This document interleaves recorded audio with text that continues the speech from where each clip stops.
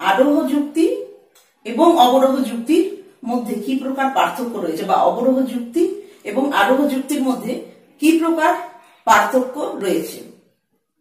ঠিক আছে, বইয়ে তোমাদের ব্রডলি ডিসকাশন রয়েছে। হ্যাঁ, আমি তোমাদেরকে একটা ছক দেব, একদম সেটা মিনিমাইজেশন করা হয়েছে, মিনিমাইজ করা হয়েছে। কেন না, যাতে মনে থাকে। সেখানে তো বইয়ে তো তোমার ব্রডলি ডিসকাস রয়েছে, কিন্তু কোন পয়েন্টগুলো মোটামুটি মনে রাখলে আমি এক্সপ্লেনেশন দিতে পারবো, ঠিকঠাক আমি রিপ্রেজেন্ট করতে পারবো সংক্ষিপ্ত সময়ের মধ্যে। তোমরা জানো তো তোমাদের পরীক্ষার সময় অতীব লিমিটেড, প্রচন্ড সংক্ষিপ্ত, হ্যাঁ, এবং নির্দিষ্ট একটা সময়ের জন্য, এবং সেই সময়ের মধ্যে টু দি পয়েন্ট বা প্রপার অ্যান্সার কিভাবে দিতে পারবে তার জন্য একটা আমি ছক অলরেডি আমার বানানো হয়ে গেছে, তার বোর্ড ওয়ার্কিং এবার আমি করব। তোমরা প্রত্যেকে ফলো করো। এটা দেখতে পাচ্ছ তোমরা, দেখো এই যে ছকটা করেছি এটা পার্থক্যের ছক, যাতে মুখস্থ করতে যাতে সুবিধা হয় তোমাদের, তার জন্য যাতে একটু সংক্ষিপ্ত আকারে কিভাবে মোটামুটি এটাকে প্রকাশ করা যায় বা উপস্থাপন করা যায় তার একটা চেষ্টা করেছি। তোমরাও লিখে নেবে কিন্তু প্রত্যেকে, হ্যাঁ। আর বইয়ে আছে ব্রডলি ডিসকাসই আছে, কিন্তু যাতে মুখস্থের সুবিধা হয় তার জন্য এই ছক। এবার দেখো তাহলে পার্থক্য তিনটে। প্রথমে এখানে নোটিশ করো কটা কলাম আছে, মানে কটা স্তম্ভ রয়েছে। তিনটে স্তম্ভ পরপর দেখতে পাচ্ছ।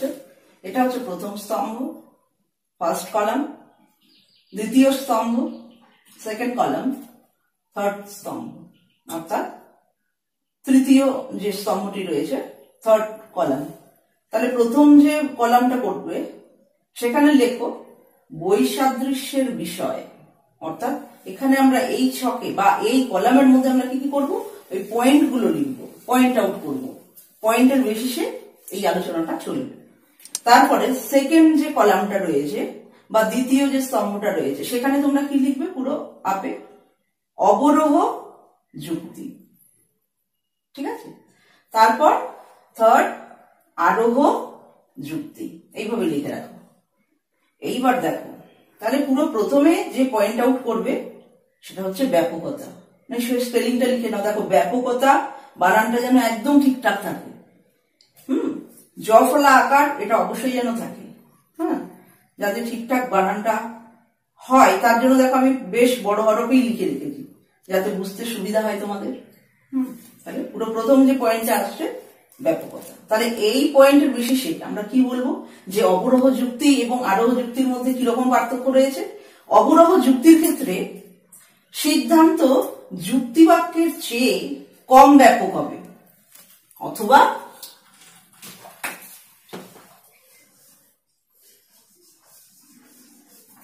সমান হবে।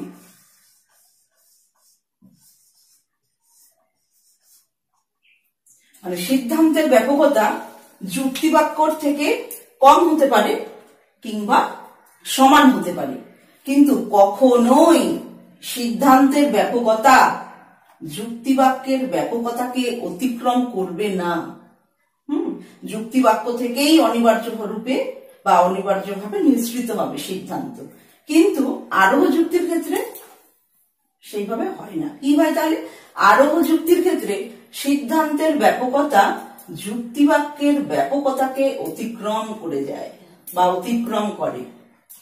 তোমরা ইতিপূর্বেই জেনেছো আরোহ যুক্তির ক্ষেত্রে যে দৃষ্টান্তগুলো দেওয়া হয়েছিল, যে আলোচ্য দৃষ্টান্তগুলো উপস্থাপন করা হয়েছিল তোমাদের সামনে, সেখানে দেখবে তিনটি যুক্তিবাক্য উপস্থাপন করা হয়েছে এবং সেই যুক্তিবাক্যের যে ব্যাপকতা এবং সিদ্ধান্তের যে ব্যাপকতা সেটা ভালোভাবে যাচাই করবে যে কোনটা বেশি। যুক্তিবাক্যগুলো কিন্তু বিশেষ, কিন্তু সিদ্ধান্তে যে বচন প্রতিষ্ঠা করা হলো আরোহ যুক্তির ক্ষেত্রে সেটা কিন্তু একটি সামান্য বচন ছিল, সামান্য বা সার্বিক। মানে ন্যাচারালি সেখানে বোঝাই যাচ্ছে যে যুক্তিবাক্যের ব্যাপকতাকে সে অতিক্রম করে গেছে। বুঝতে পেরেছ? তাহলে আরোহ যুক্তির ক্ষেত্রে সিদ্ধান্তের ব্যাপকতা সব সময় যুক্তিবাক্য বা ব্যাপকতাকে অতিক্রম করবে। ক্লিয়ার? তাহলে প্রথম পয়েন্ট বেসিসে। তারপর দ্বিতীয় যে বৈসাদৃশ্যের বিষয়টি রয়েছে সেটা দেখো, যুক্তিবাক্যের সংখ্যা। অবরোহ যুক্তির ক্ষেত্রে যুক্তিবাক্যের সংখ্যা কটা হতে পারে? হতে পারে এক বা একাধিক। অবরোহ যুক্তির যে দৃষ্টান্তগুলো তোমরা লিখে নিয়েছো সেখানে দেখো পুরো ফ্রন্টে, পুরো প্রথমে সেখানে কিন্তু একটি মাত্র যুক্তিবাক্য থেকে একটা সিদ্ধান্ত নিঃসরণ করা হয়েছিল। হ্যাঁ, আর দ্বিতীয় যে ডেমো দেওয়া হয়েছিল সেখানে কিন্তু দুটো আশ্রয় বাক্য থেকে, মানে একাধিক, একের অধিক, একাধিক যুক্তিবাক্য থেকে সিদ্ধান্ত নিঃসৃত হয়েছে। তাহলে ক্লিয়ার হলো যে এক বা একাধিক যুক্তিবাক্যের সংখ্যা, এক বা একাধিক অবরোহ যুক্তির ক্ষেত্রে। কিন্তু আরোহ যুক্তির ক্ষেত্রে সবসময়ই একাধিক হবে যুক্তিবাক্যের সংখ্যা। আরোহ যুক্তির ক্ষেত্রে সবসময় একাধিক হবে। তারপর নেক্সট 3 নাম্বার দেখো, কি 3 নাম্বার যে পয়েন্ট বা বৈসাদৃশ্যের বিষয় রয়েছে, সত্যতা সংক্রান্ত। সত্যতা সংক্রান্ত। তাহলে এবার তোমরা দেখে নাও অবরোহ যুক্তির ক্ষেত্রে তাহলে কি বলা হয়েছে? বলা হচ্ছে যে অবরোহ যুক্তির শুধুমাত্র আকারগত সত্যতা থাকে। আকারগত সত্যতা নিরূপণও করা হয়, আকারগত সত্যতাই থাকে এবং সেটাই গুরুত্বপূর্ণ আলোচনার বিষয় হয়ে দাঁড়ায় অবরোহ যুক্তির ক্ষেত্রে। এবার কথা হলো আকারগত সত্যতা মানে কি? আকারগত সত্যতা মানে কি? অর্থাৎ একটি যুক্তির আকার যদি সত্য হয় তাহলে সিদ্ধান্ত অবশ্যই, অতি অবশ্যই সত্য হবে। যুক্তিবাক্যের আকার গঠনের কি কি নিয়ম রয়েছে সেই নিয়ম ফলো করে যদি সিদ্ধান্ত গঠন করা হয়, হ্যাঁ, এবং সেই নিয়মগুলোকে অনুসরণ করে যদি সিদ্ধান্ত গঠন করা হয় তাহলে ডেফিনেটলি সেটা সত্য হবেই। মানে যুক্তিবাক্য সত্য হলে সিদ্ধান্ত অবশ্যই সত্য হবে। আর আরোহ যুক্তির ক্ষেত্রে কি বলা হলো? আরোহ যুক্তির ক্ষেত্রে দেখো, ওর আরোহ যুক্তির ক্ষেত্রে আকারগত সত্যতাও রয়েছে এবং বস্তুগত সত্যতা, দুটোই ইম্পর্টেন্ট। হ্যাঁ, বস্তুগত সত্যতা আবার আকারগত সত্যতার থেকে আরো বেশি ইম্পর্টেন্ট। অবরোহ যুক্তির ক্ষেত্রে যেমন একটা যুক্তি সত্য কি মিথ্যা, বাস্তবে সত্য কি মিথ্যা সেটা কিন্তু যাচাই করা হয় না বা সেটার উপর গুরুত্ব দেওয়া হয় না অবরোহ যুক্তির ক্ষেত্রে। তাহলে কিসের উপর গুরুত্ব দেওয়া হয় না, তার আকারটা সত্য কি মিথ্যা বা আকারটা বৈধ কি অবৈধ সেটা নিরূপণ করা হয়। সেটা কতটা সত্য বা কতটা ভ্যালিড, কতটা বৈধ সেইটা নিরূপণ করা হয়। কিন্তু আরোহ যুক্তির ক্ষেত্রে বলো, আরোহ যুক্তির ক্ষেত্রে আকারগত সত্যতাও দেখা হয়, কিন্তু তার থেকেও আরো বেশি গুরুত্ব আরোপ করা হয় বস্তুগত সত্যতার উপর। মানে যে যুক্তি বাক্যগুলো নেওয়া হচ্ছে সেই যুক্তি বাক্যগুলো বাস্তবে সত্য কিনা সেটাও যাচাই করা হয়। ঠিক আছে, এবং সেখান থেকে একটি সামান্য সংশ্লেষক বচন সিদ্ধান্তে উপস্থাপন করা হয়। এবার কথা হলো সিদ্ধান্ত সত্য হতেও পারে আবার নাও হতে পারে। তার পসিবিলিটি রয়েছে। হ্যাঁ, সম্ভাব্য।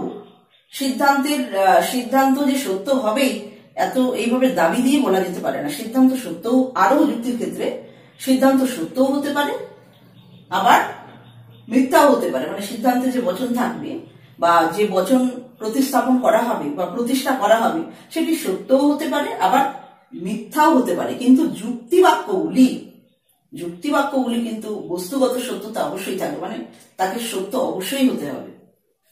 4 নম্বর পার্থক্য লেখো, বৈসাদৃশ্যের বিষয়ের যে কলামটা রয়েছে সেখানে লিখবে অনিবার্যতা। লিখেছো অনিবার্যতা।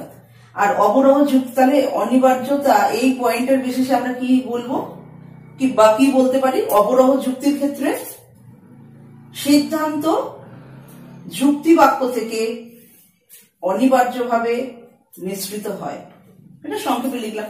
এবার এটার ব্যাখ্যা কিন্তু দিতে হবে তোমাদের, খাতাতে দিতেই হবে, পরীক্ষার খাতাতে। এবার একদম সংক্ষিপ্ত আকারে এখানে লেখা আছে। এবার দেখো আলোচনাটা একটু মন দিয়ে শোনো, কি বলতে চাওয়া হচ্ছে।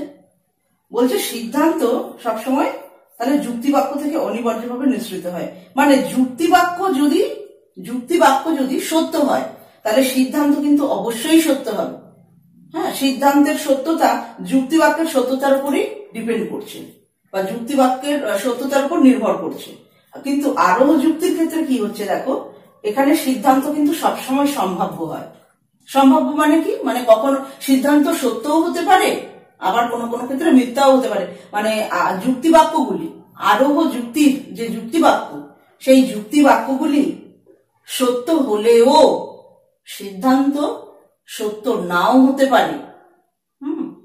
অর্থাৎ মিথ্যা হতে পারে কিংবা সত্যও হতে পারে, এইভাবে বলা যেতে পারে। আচ্ছা, তারপর দেখো 5 নম্বর যে বৈসাদৃশ্যের বিষয় রয়েছে তা হচ্ছে যুক্তিবাক্যে বা যুক্তিবাক্য ও সিদ্ধান্তের সম্পর্ক।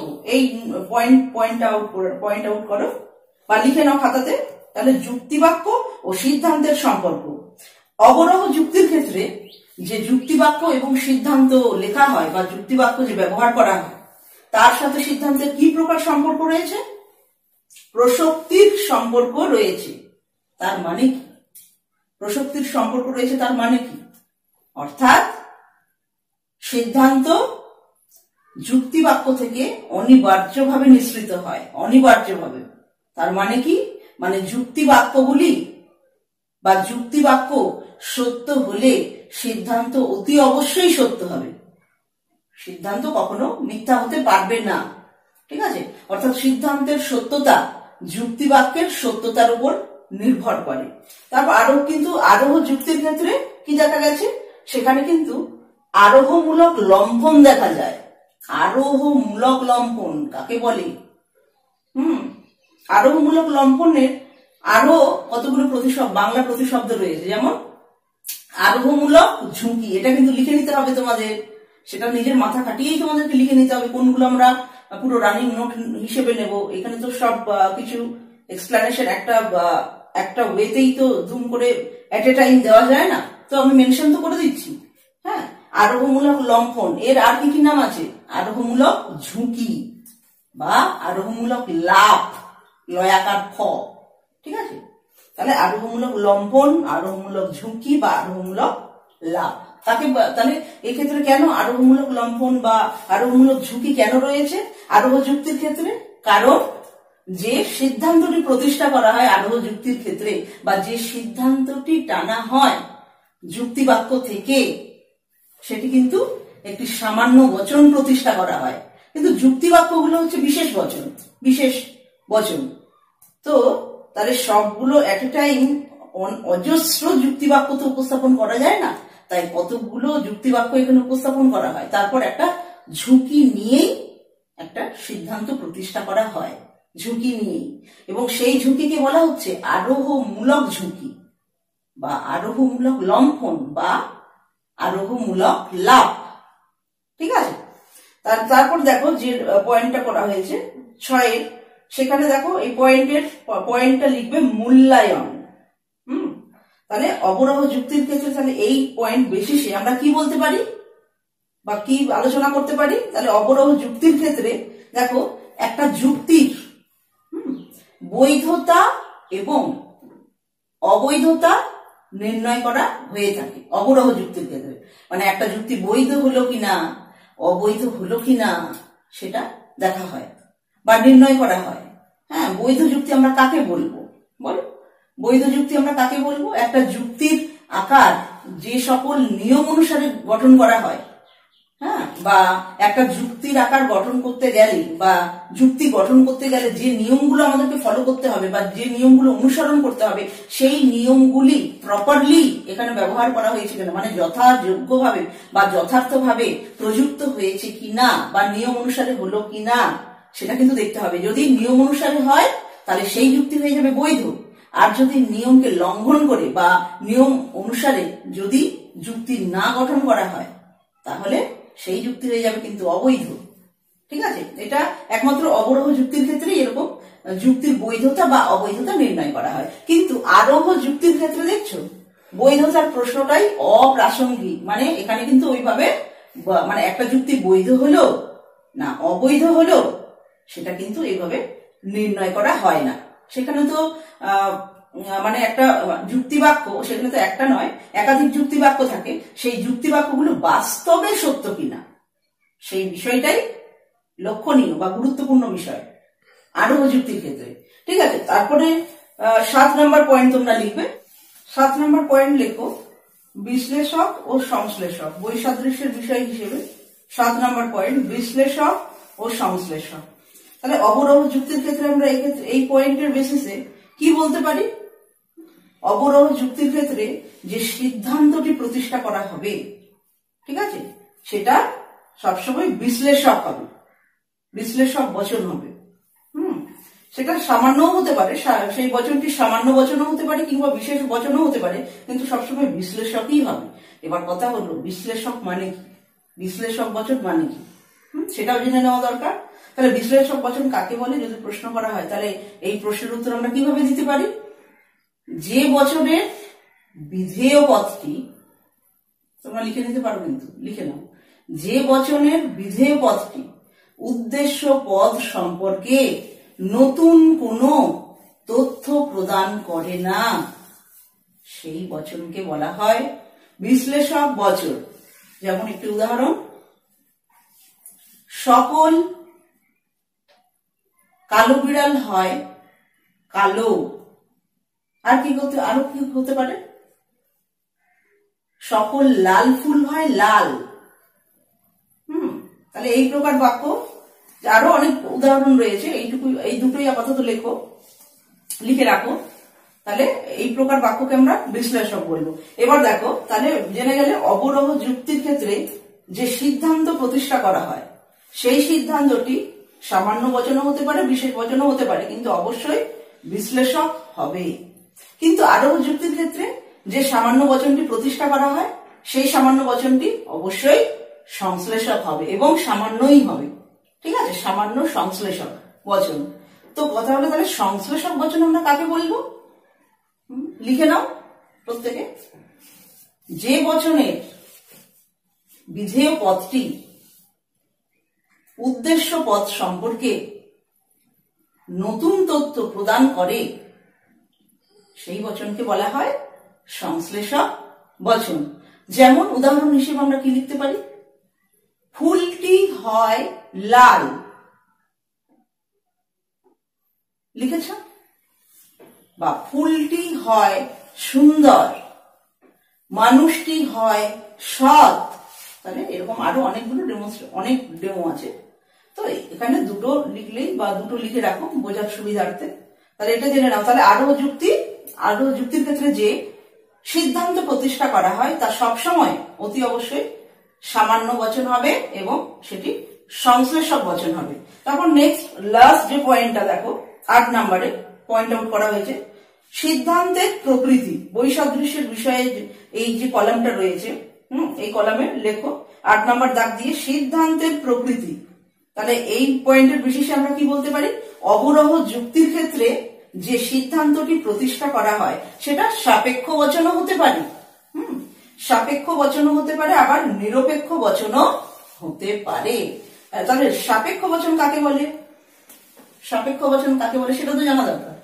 তাহলে যে বচনে সত্যতা বা মিথ্যাত্ব নির্ণয় করার জন্য অন্য কোনো শর্তের উপর নির্ভর করতে হয়, তাকে বলা হয় সাপেক্ষ বচন, মানে শর্তাধীন বচন, সেটা হচ্ছে সাপেক্ষ বচন।